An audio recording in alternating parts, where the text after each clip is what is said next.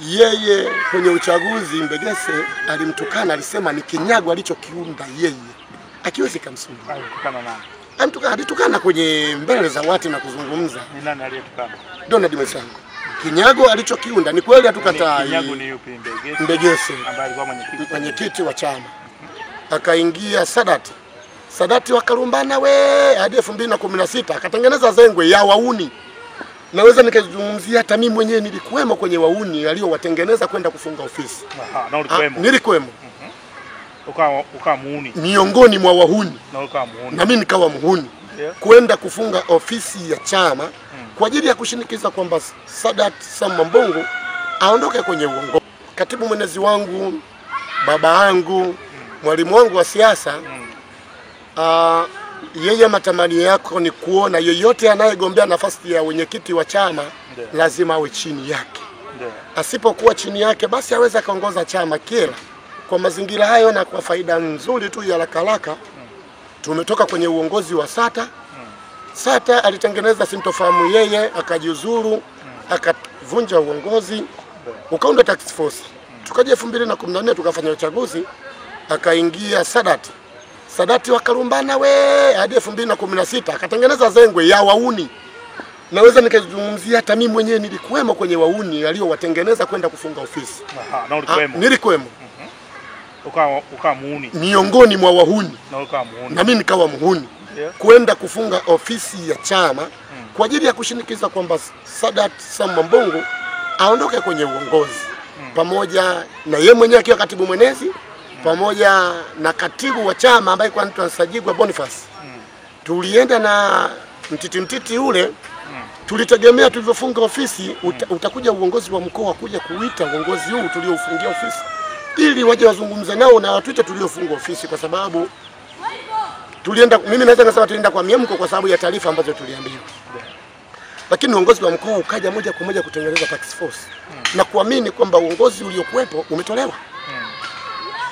Baada ya kutambua siasa manake nini, nikaanza kujiuliza kumbe nilikuwa muhuni. Lile lilinipelekea nijiulize na kutambua mazingira ya siasa, nifanyeje na niwe kwenye mantiki gani.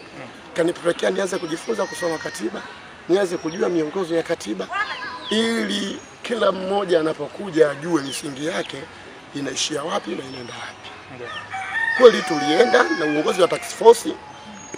Mwisho wa siku kaanza kufanya fujo za kuvua wanachama, viongozi wa serikali, ambayo kwa misingi ile kama LD Brigade ambaye ni mlinzi wa chama, niliamini mali ya chama pamoja na viongozi wa kiserikali waliochaguliwa kwa damu za watu. Nikagundua kama kumbe tuna task force ambayo inakuja kuharibu chama. Kweli tulienda kufunga ofisi na sisi ili tuokoe chama. Bahati nzuri mheshimiwa mwenyekiti taifa ambaye alikuwa mwenyekiti wa chama taifa Freeman Mbowe alikuja akasuluhisha, mwisho wa siku akaunda task force nyingine, chama kikaenda kikiwa chini ya mwenyekiti mstaafu Mzee Kasiopa. 2019 tukafanya uchaguzi kama nilivyosimulia hapo mwanzo, lakini baada ya uchaguzi tulienda 2022 mwanzoni ilitokea sekeseke moja dogo sana ambalo lilikuwa la mtu binafsi.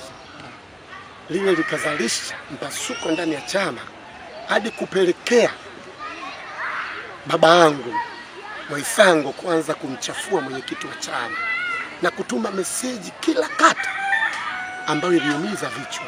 Mwaisango ambaye ni mwenezi wa sasa, ambaye alikuwa mwenezi baada ambaye ametolewa. Uchafu ule uliendelea. Baadaye Kigaila alivyokuja kwenye mkutano mkuu alisema najiuzuru. Nani? Mwaisango. Na Abedi Mwambogoja mjumbe kama mtendaji alisema najiuzuru.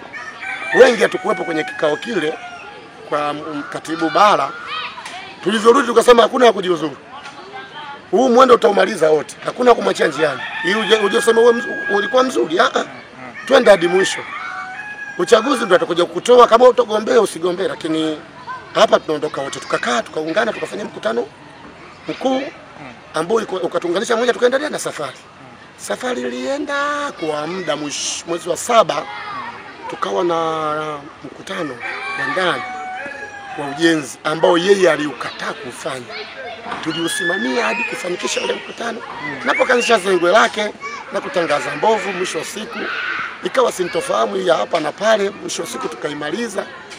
tulivyoimaliza hadi tunafikia uchaguzi, lakini ni vitu ambavyo hata kipindi hicho cha 2000 muhula wa Mbegese alivifanya kudiriki kujiuzuru ili ashinikize watu tujiuzuru wote afu itengeze task force. Sisi tukasimama na chama. Lakini baada ya uchaguzi,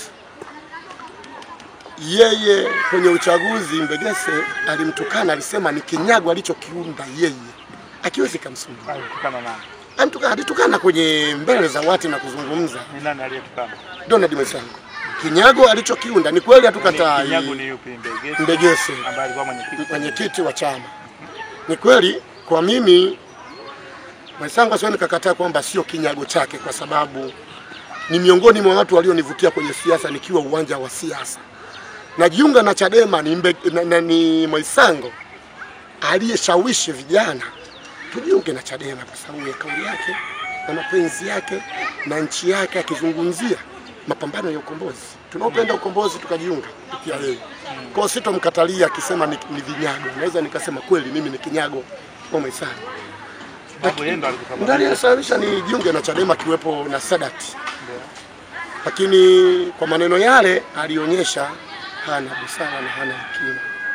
Kwa kukosa kumuunga mkono yeye, haileti maana ya kusema kiongozi wako ambaye alikuwa juu yako ukamtukana. Tulivyomaliza uchaguzi alijiapiza na kusema siwezi nikakaa meza moja na Viki. Baada ya kushinda tu Viki alijiapiza. Baada ya kushinda nani? Mwenyekiti wa chama wa sasa, Tolia Swede. Wakati ndio wameshindana na Mbegese, Mahenge, Gogodo, Dickson Mwaipopo alimaarufu Gogodo. Viki alishinda. Baada ya kushinda ya kukubaliana na uchaguzi ule, ni kwa kweli, kwa sababu kwenye uchaguzi ukosi makundi. Kundi lake lilionekanika limeshinda watu wengi. Akaamini kuwa na watu wengi kushinda anaweza akapambana na saa. Asijue watu walioko kundi lake ni wanachama na wanaamini kwenye uongozi na wanaamini kwenye makundi. Baada ya uchaguzi makundi yanaishi na ndio kufanya kazi ya chama. Viongozi wote wakasema tumalize uchaguzi ndio tukajenge chama.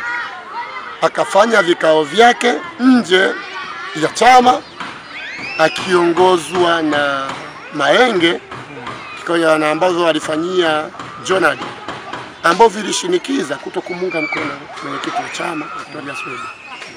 Wale waliofanya nao vikao wakaleta taarifa, kwa sababu kilikuwa chama, wakaleta taarifa kwamba sisi tulikuwa nagombea nafasi, baada ya uchaguzi tumeshamaliza.